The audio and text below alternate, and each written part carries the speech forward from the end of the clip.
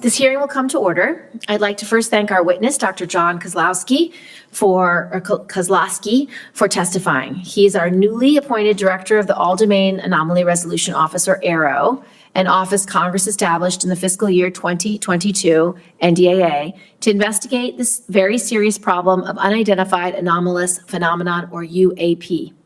Dr. Kosloski comes to AARO from the Research Directorate of the National Security Agency, where he worked in areas of optics research and crypto mathematics.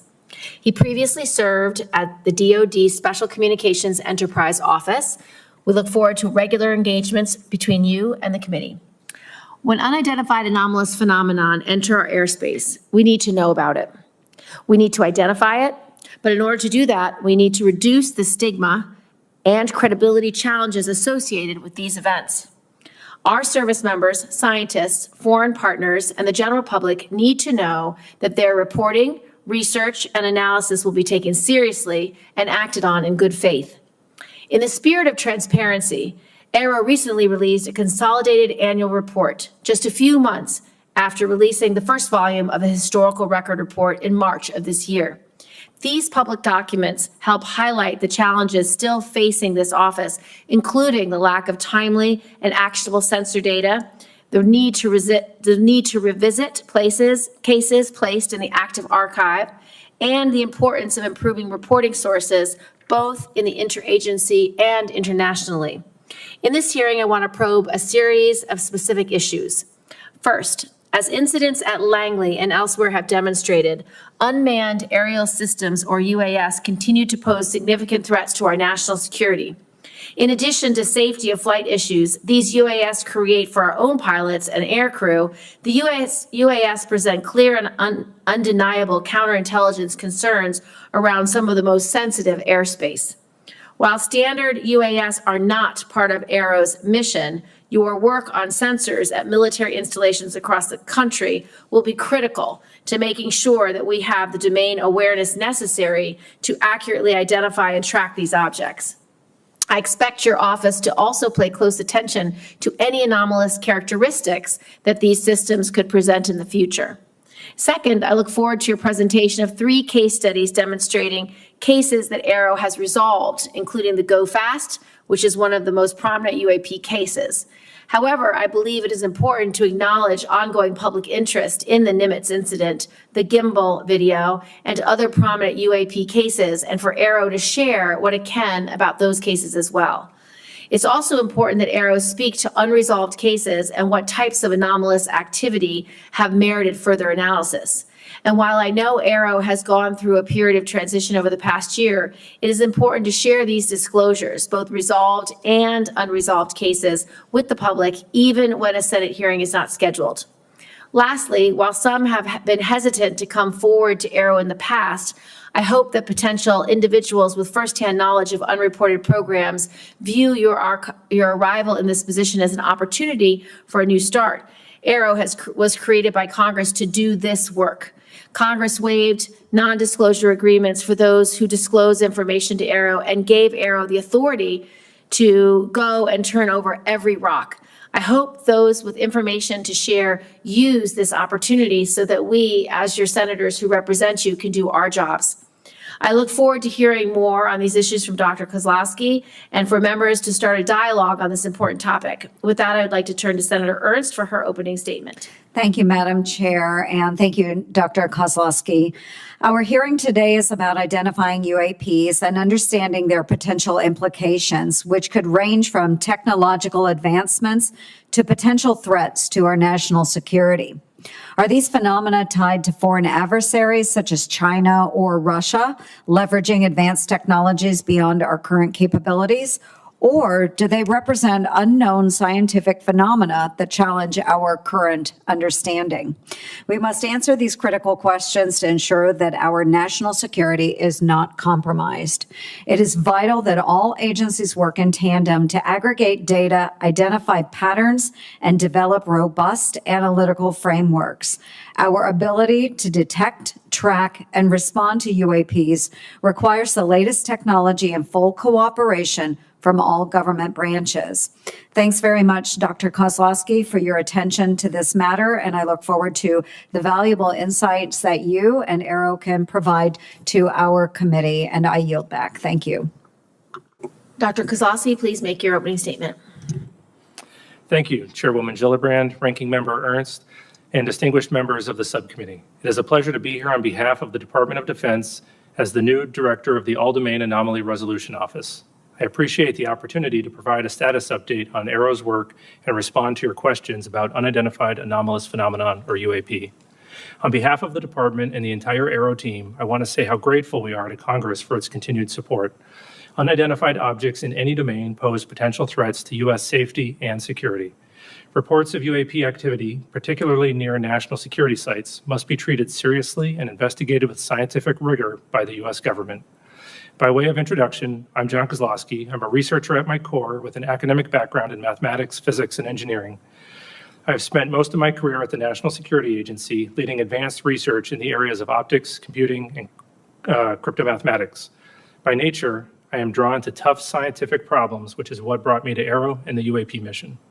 Since I arrived at AARO in August, I've been impressed by the breadth and depth of my team's experience and the framework they've established to rigorously analyze UAP reports.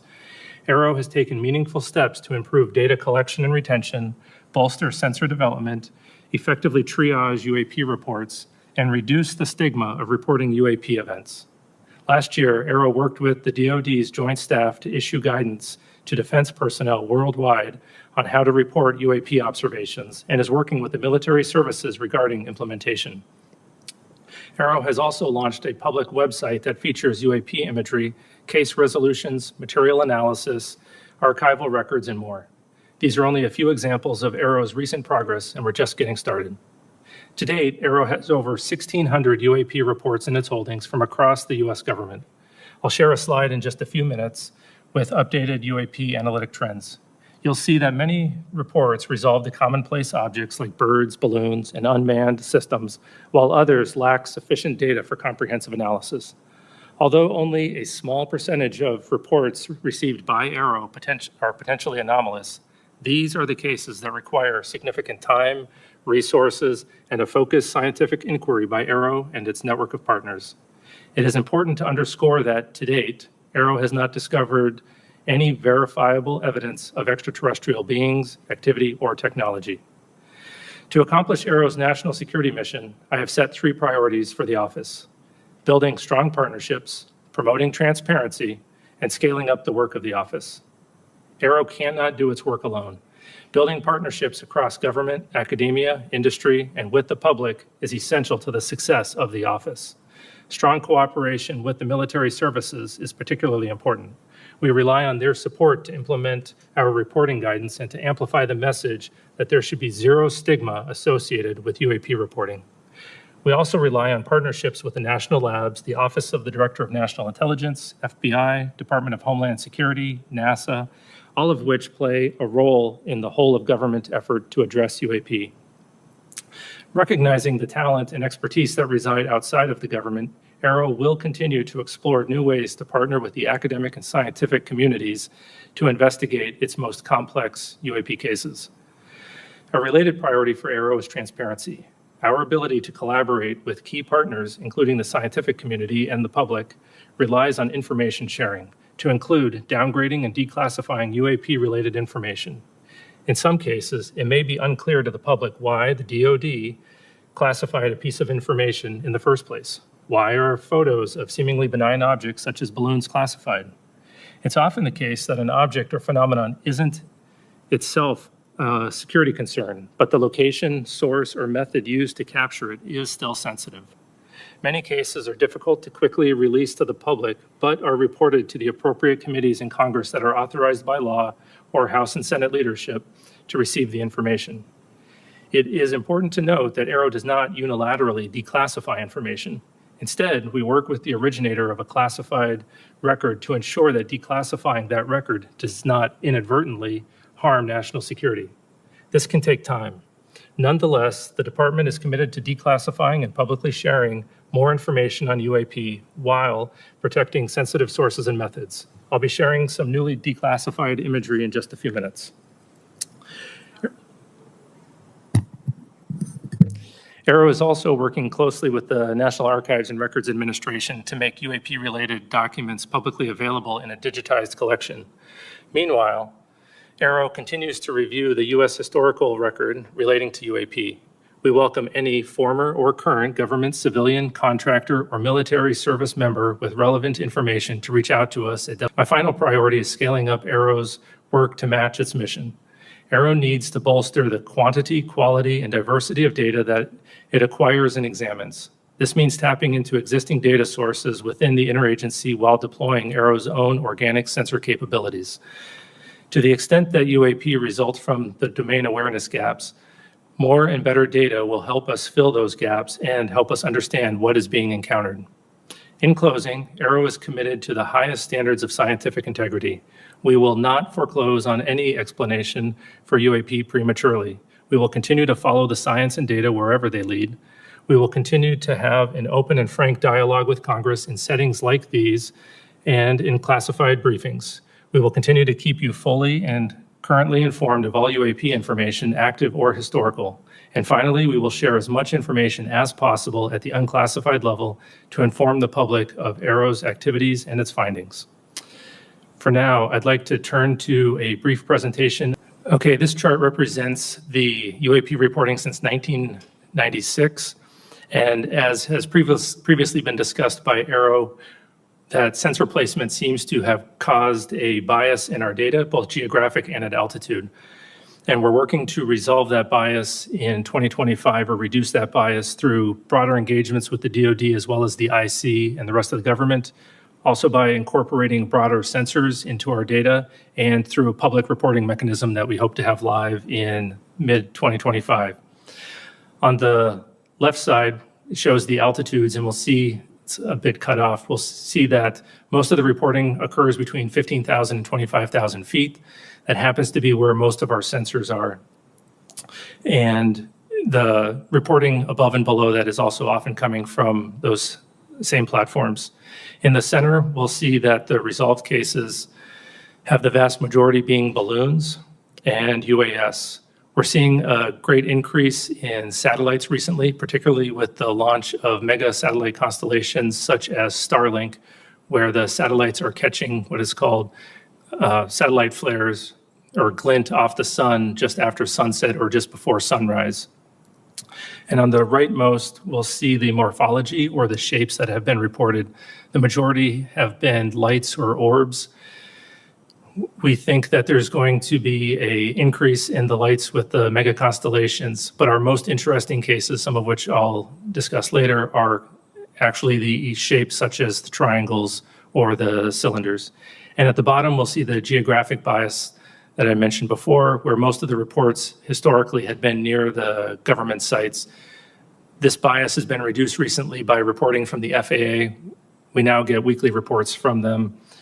And great thank you to our aviators for making those reports. It helps our analysis quite a bit. Okay, a case that we thought would be a transmedium case as it was reported is well known on the outside, known as the Puerto Rico case. It was data collected in 2013 when a Customs and Border Patrol aircraft observed an object flying near an airport in Puerto Rico. The green line in this diagram is the track that the airplane was taking, and those many crossed lines are the directions that the camera was facing at the time that the airplane was flying around the airport, and we'll watch the video in just a moment. The orange arrow in the center is where we assess that the UAP was actually flying, and transmedium means that it goes from one domain into another. In this case, it looks like it goes from the air into the water and then back into the air. We assess that it was actually flying over the airport the entire time. And this video was taken with infrared, and what appears to be the transmedium part where it goes into the water is actually where the temperature of the water is equal to the temperature of the object, and the camera can no longer distinguish between the two. It's not that the object actually goes into the water. And so we assess that the object, likely a pair of balloons or sky lanterns, was floating at about 7 knots over the airport and descending to about 200 meters. And this video will be released, and our report will be released later this year. The Go Fast was captured the public attention and congressional attention when it was made public in 2017. Looks like an object flying very fast over the water, very close to the water. Through a very careful geospatial intelligence analysis using trigonometry, we assess with high confidence that the object is not actually close to the water, but is rather closer to 13,000 feet. Diagram here shows as the platform is flying and capturing the object, if it is closer to the platform at a higher altitude, a trick of the eye called parallax makes it look like the object is moving much faster. And so we've written a detailed paper on parallax, released that on our website so that the public can literally check our math on this analysis. An interesting case, which I don't believe the public is familiar with, is captured in 2018 from a UAV flying in the Mediterranean, watching Mount Etna as it was erupting. And it appears that that object is flying through the plume of superheated gas and ash. This was a rather difficult case to resolve. We had to pull in support from a number of IC and S&T partners and even reach out to a volcanologist. And through very detailed 3D modeling and pixel by pixel analysis of the object as it's traversing across the clouds, they assessed that the object was actually 170 meters away from the plume and not flying through it. And to be clear, AARO does not believe every object is a bird, a balloon, or a UAV. We do have some very anomalous objects. It's just the nature of resolution. We can only resolve things that we understand.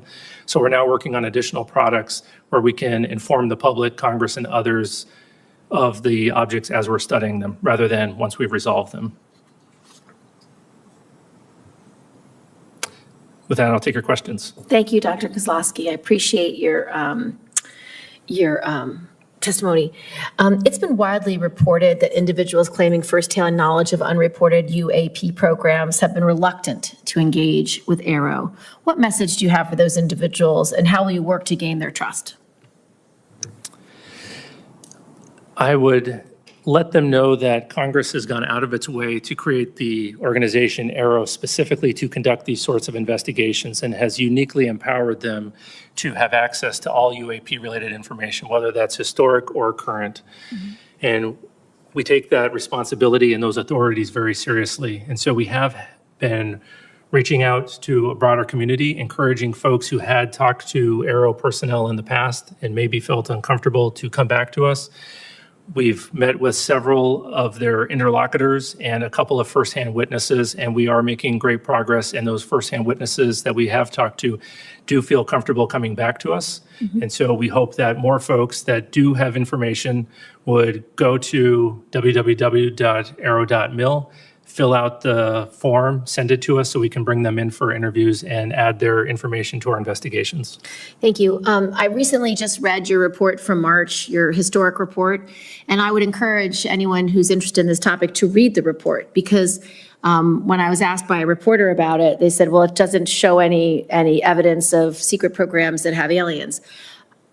That's not how I read the report. What I read the report is the U.S. government took sightings extremely seriously over the last 75 years, put some of the greatest minds ever to analyze these cases because they assess them as some deeply unknown phenomena that may or may not cause threats, that may or may not be related to adversaries, but are certainly something that the U.S. government needed to know about.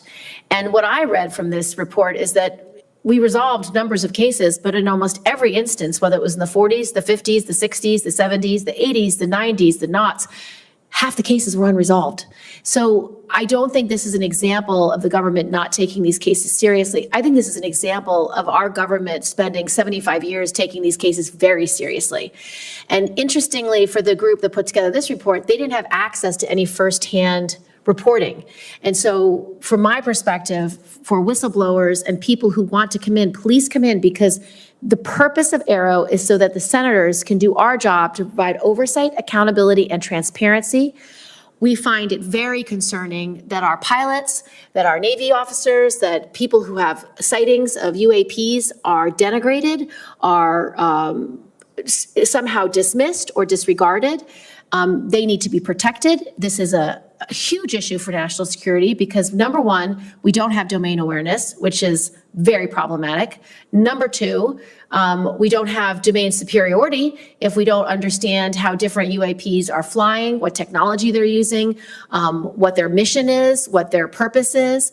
And at the base level, we have so many UAPs around our bases, around our military sites, around our nuclear sites, that it's deeply disturbing that adversaries at a minimum could be using these opportunities to spy, to glean intelligence that will harm our long-term national security. So I'm grateful that you're taking the whistleblowers very seriously. I'm grateful that AARO is trying its best to integrate the private sector, the public, into their work. Interestingly, in this hearing, we heard that the FAA is now working hand in glove, which is very helpful. We want this public-facing accessibility to be put in place by 2025 so that people can upload their videos, their data, their reports. I've met with people who have followed this issue for decades, and they have thousands of examples, thousands of pieces of data that ultimately I want uploaded into AARO so you can cross-reference historic information with current information, because this group at AARO are the best scientists that we can find anywhere, and they will do the work that's needed to be done. So I just want to thank you for that. And then with my last 42 seconds, can you tell us about any of the cases that merit further analysis by your IC and science and technology partners? What is it that makes these cases anomalous? And a large number of reports are placed in the active archive because AARO does not have enough information. What might prompt you to reopen a case like that? And do you have any examples? Sure. I'll start with the active archive case. So that is just the place where we put cases where we don't have enough scientific information to resolve them at that time, but we're always looking for opportunities to correlate them to new cases that come in as the new cases come in, as well as enrich those cases with additional data. We do have one example that I'm aware of where we were able to correlate a number of observations of interesting lights in the sky, and eventually we concluded that it was multiple people observing Starlink flares, just as an example. 3 cases that merit analysis that we're working on right now. One we might be in the process of resolving, but nonetheless is still interesting. The first one was brought to us by a law enforcement officer out west, where he observed a large orange orb floating several hundred feet above the ground a couple miles away. He went to investigate what was going on with that orb. And as he was pulling up to the location where he thought would be below the orb, about 40 to 60 meters away from some object that was, the area was well lit, he saw a blacker than black object. He said it was about the size of a Prius, 4 to 6 feet wide. And as he got 40 to 60 meters away from the object, it tilted up about 45 degrees, and then it shot up vertically. He says 10 to 100 times faster than any drone he's ever seen before. And it did that without making a sound as far as he could tell from inside of his vehicle. And just as it left his field of view through his windshield, then it emitted very bright red and blue lights that illuminated the inside of his vehicle as brightly as if someone had set off fireworks just outside his vehicle or street flares. So that's anomalous because of the size of the vehicle with the great acceleration. And when he came back to investigate that area, he found no disturbance of the ground beneath it. So that's one interesting one. Another one comes to us from Southeast US. There was a US facility where 2 cars of government contractors were leaving the facility around 9 o'clock in the morning. They looked up in the sky and saw a large metallic cylinder about the size of a commercial airplane, and it was stationary. They observed that there was a very bright white light behind or around the object. They saw it stationary for 15 to 20 seconds, and then it disappeared. Obviously, an object that large, stationary, unless it's a blimp, is unusual, but then disappearing, we can't explain how that would happen. And then the last case was interesting. We had a aircraft that was flying parallel to another aircraft, and it was capturing imagery of it. And a small looking object appeared to fly between the 2 of them much faster than them. Through very careful analysis, we think that the object might have actually been further away than the object that it was videotaping, but it requires very careful analysis to come to those conclusions, and we don't have the metadata to support that yet. Senator Ernst. Yes, thank you, Madam Chair. And Dr. Kosloski, you mentioned that you do work with the intelligence community. You're working with the FAA. Has AARO involved academia? Have you gone to universities? Do you have outside organizations that you are working with? And if so, can you walk us through some of that collaboration? Sure. Right now, most of our collaborations that are veering towards academia are with university-affiliated research centers associated with universities or with FFRDCs. Our partnership with universities, I would say, is lacking right now. We have some one-off associations with university professors. However, that's our fault, and it's largely because of the need to declassify data. We need to give the professors something to work on before we can really engage them. So we're working significantly on a declassification effort. We've hired a number of declassification experts, and we're going to be trying to get cases like the ones that I just discussed here declassified so that we can engage with the universities on a regular basis and provide them the data. Talking to a scientist without data is going to be rather disappointing. So hopefully in 2025, we'll be increasing those efforts. All right. Well, I appreciate that. I think there's a huge pool of talent out there that you should tap into. Given the public's growing concern and interest in UAPs, how do you balance the need for the transparency that our public is demanding with the potential risks of revealing classified defense information? Yeah, that's always a concern that's on the front of our minds. We want to make sure that we're deconflicting both on potential U.S. programs and what the IC might be tracking for adversarial programs as we're aggregating that information and preparing to share it. However, oftentimes we can remove the discussion of the unidentified and anomalous activity from the sensitive information that our partners are concerned with. And that's usually going to be the platforms that the information was collected with, if it is a truly anomalous. And so we have our partners working alongside in the declassification of that data. Very good. And then without having to explain the UAP, what do we need to begin really doing about them? What precautions can we take? What should we be doing about them?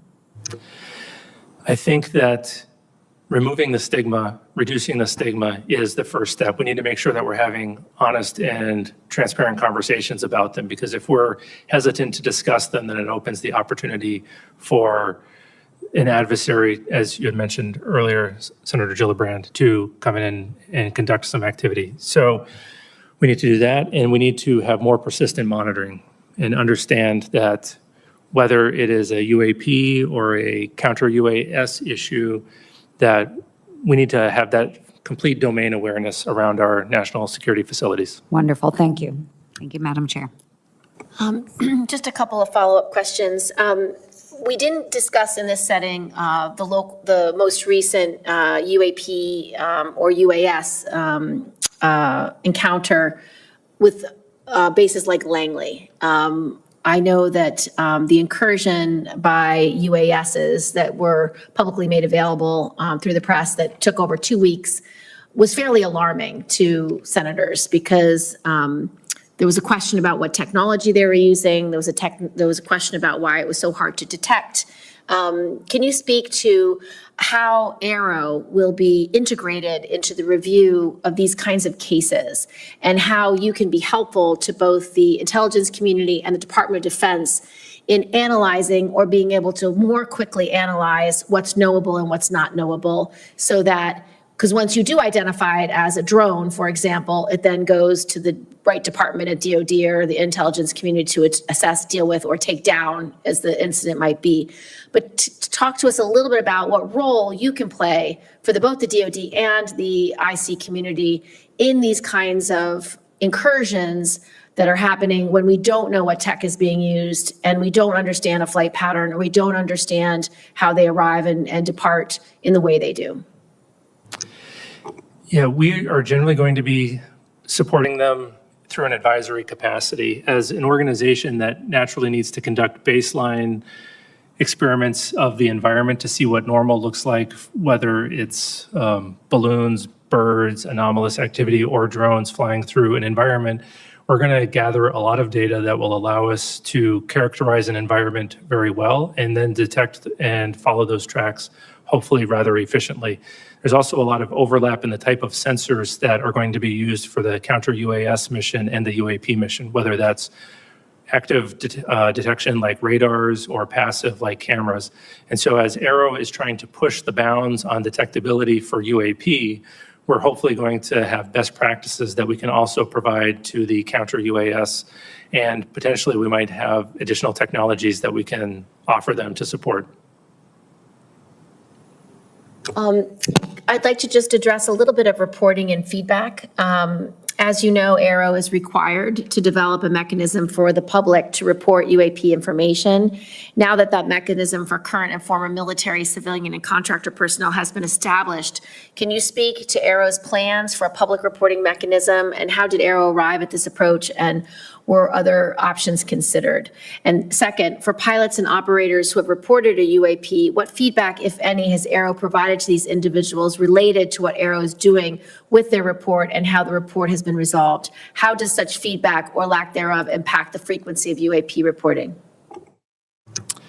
Yeah, the public reporting mechanism that we've decided to go with is going to look similar to the reporting mechanism that we currently have for historical events, where we're going to ask folks to go to our website, download a PDF form, put in the narrative for their account, and then email that to us with accompanying media. Usually it'll be resolved reports. Right now, we don't have a good feedback mechanism. It's fairly informal. We're working on building a case management system that AARO will use at all classification levels, and hopefully in that we'll be able to provide feedback as the case is going through the resolution process. We have multiple phases. Then the folks who report that, whether it's a pilot at the classified level or someone potentially reporting through another mechanism, they'll get that automated feedback. And then it is not determined at this point yet how much information we'll be able to include in that feedback where it is in the process. It'll depend on the classification of the resolution of the case. My final question is there anything that you need to tell the Senate that you need from us, whether it's funding, whether it's support, whether it's legislation? Is there any requests that AARO has of us, or anything else you need to brief us on for us to be able to do our jobs to protect our service members, as well as integrate public interest and public data and information into the future analysis efforts of AARO? So first of all, I want to say thank you again. I think that the authorities that we have are remarkable, and I think that we are well-resourced as an office. The only ask that I would have is that you continue to champion us, particularly with witnesses, encourage them to come forward and report to us so that we can have a more fulsome investigation of the potential historic or ongoing legacy programs. Thank you so much. Hearing adjourned.